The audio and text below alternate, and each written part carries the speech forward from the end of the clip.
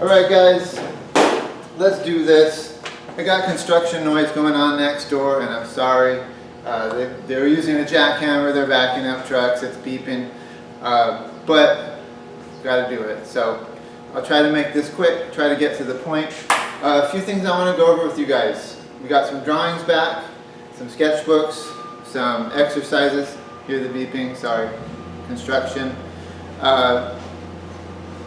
Drawings look pretty good. Some of you guys, I think you can put a little more time into it. Some of you guys, I'm really impressed with your skills. One important thing, how do you know if I graded your assignment? Since I'm kind of boycotting Canvas, I don't love it. I do things old school. I keep it in a grade book. I find it a little easier to keep track of stuff. When you email me your assignments, I'm gonna look at it, note it in here, and one of two things will happen. Either I will leave a comment, right? Maybe give some suggestions about things you could do better, or maybe give a little praise. I don't give a ton of praise. I'm sorry if that hurts your feelings, but I've got, 30, 40 emails to answer every day, and sometimes it takes a long time. So I might say good job, or the other thing I might do is sometimes I'm just gonna like the email, right? So I'll click the little thumbs up. If you see that I responded it anyway, if I liked it, if I wrote good job, or if I gave you any kind of critique, that means I graded your thing. And then from time to time, probably once a week, once every couple of weeks, I'm going to send out emails to people if I missed assignments from you. The reason I'm doing that is because sometimes things might have got lost in the shuffle. Maybe between when I read your thing and when I went to write down your grade in my grade book, one of my kids came and interrupted me. That's going to happen because I work at home a lot these days. Just to give you a chance to say, hey, I turned that in. Maybe you forgot to grade it or something. But here's the thing. I'm not going to take off points for work that's a little bit late. Definitely won't take off points for something that I made a mistake and didn't write it down.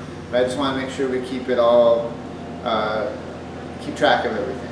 Okay, a few notes on your drawings. So sketchbooks. Some of you guys may have a hard time figuring out what to draw. You're looking around and you're like, oh man, what should I draw? Some pointers. Number one, just go like this. Hold your hands in front of something and go, okay, that looks pretty good. That's one way you can do it. If you have open eyes, you can find things to draw.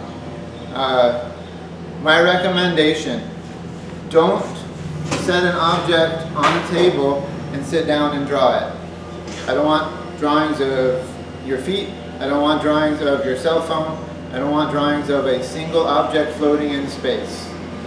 You guys should already know that, but somehow I'm still getting a bunch of those sketches in your sketchbooks.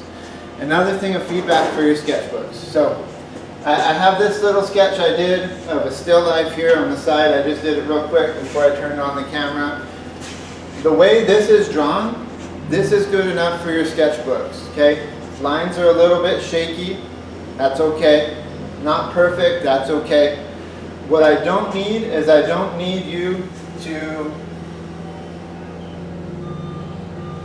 draw in shadows. I don't need to see shadows. Don't do that. Another thing, when you do start adding shadows, I'm going to call shadows, putting in shadows, adding in value. When you do that, don't do it this way, right? I don't want to see lines that look like this in your sketchbook. When I see that, down the road, I'm going to take off points. The other thing I don't want to see is I don't want to see value that looks like this. You may have had a high school teacher who taught you to shade like that. It's called cross-hatching. Don't do that anymore. That's not the way we do it in this class. So no squiggly lines, no cross-hatching. Just don't do it. When we get to value, I'm going to demonstrate how to put the value down. We'll get good at it. What we're trying to do is reproduce the way things look in the real world, and this is not what shadows look like in the real actual world. Okay, so when you do that, you're practicing bad habits, and also it's just not necessary. It's a waste of time. Okay, let's see. I got, how do I know what I graded something? What do I draw? Got that all done.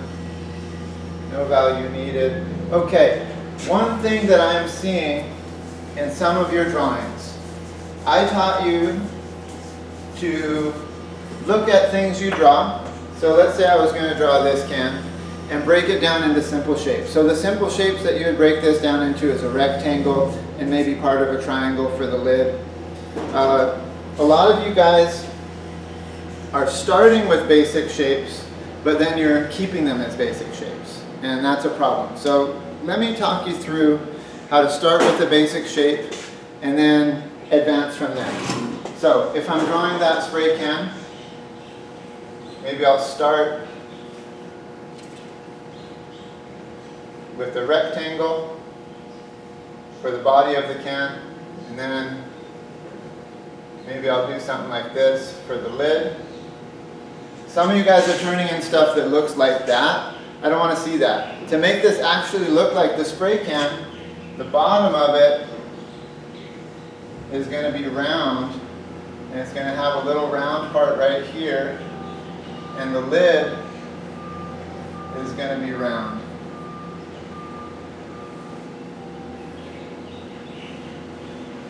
Right? So it doesn't have to be perfect, doesn't have to be too beautiful, but we want to go from having something that looks like a rectangle to having something that looks like a cylinder. So let's practice doing that in our exercises and in our sketchbooks. It can be simple, it can be a line drawing, doesn't have to be perfect, but let's try to make things look three-dimensional. Okay, see you later.